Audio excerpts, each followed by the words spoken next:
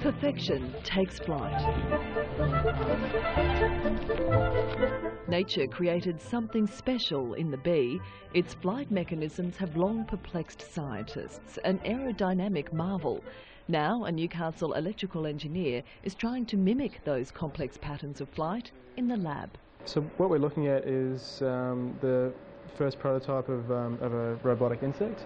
Dr. Andrew Fleming's team at the University of Newcastle is one of the first to miniaturise the electronics to the level needed, this piece acting like an artificial muscle. This particular device here would be similar in function to a fish's fins, or a bee's wings, or an insect's legs even. The device is attached to a high voltage amplifier which sends its signals.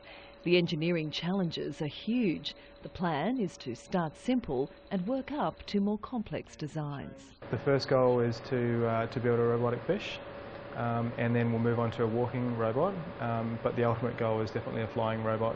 Dr. Fleming sees a range of possible uses. Imagine a robotic bee that could fly over bushfires, for instance, scouring for information.